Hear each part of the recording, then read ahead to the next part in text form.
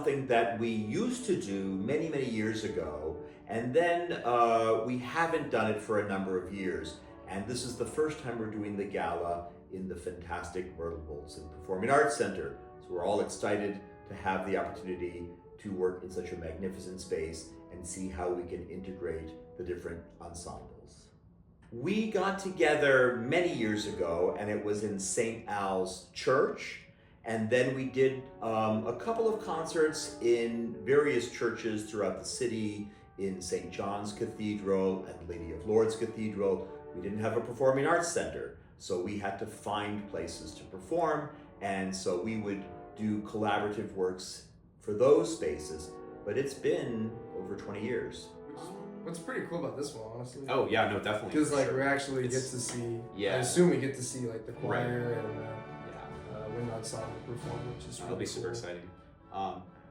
I guess the one thing that did happen, well, it was like sort of like had different music departments in it, or at least like there was this big recital that we did last year for the accreditation of the university, which like had a bunch of different people from like other, like some people that play piano and like some other wind players like from different ensembles. But I mean, it wasn't like choir people, but like it was like that was also like a good amount of like that was a big amalgamation of like pretty much the best that our music department had to offer.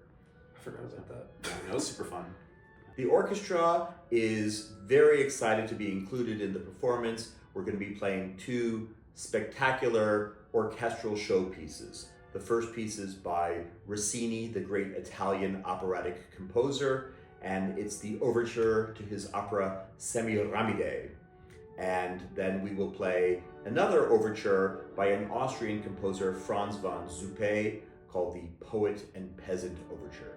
These are great barn burners for the orchestra. It's going to be powerful and dramatic and fast and exciting, but also whimsical and charming and lighthearted. So it's fun music, but also a spectacular showpiece for the orchestra.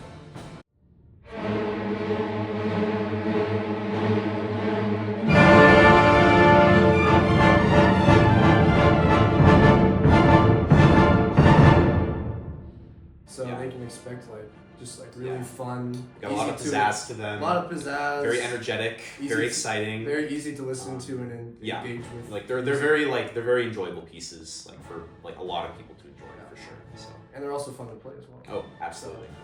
The most challenging part is that the concert is coming a little sooner than we normally perform our April concert. So we are having to work very hard to make it happen. And but I have worked with this orchestra for about 30 years, and I know that they always rise to the occasion, and they always put on a great show. So that's the challenge, is being able to work under the deadlines, and also the logistics of having everything come together in the end. And we'll have one rehearsal where we get to see where that all works. But I'm very excited because it's a chance for people that might not normally come to the orchestra concerts to hear the orchestra, and likewise some of our more frequent audience members will come to hear the choir and the band and the jazz ensemble perform. So it's a great opportunity for cross-mixing of audiences. I'd say the hardest thing about, I mean, like when you're playing like a piece that has like a lot of energy and pizzazz to it, it's like there can be some technical parts where it's like you have to work on fingerings, you gotta like make sure everybody's like playing in time. And I know like one of the hardest things is, at least like for me, definitely it's like the area that's like where it definitely gets tricky is like when you're trying to like count your rests and like make sure you come in on time with everybody. And it's like it can definitely be hard to just like get everybody organized. Like that's really like the main thing, you know.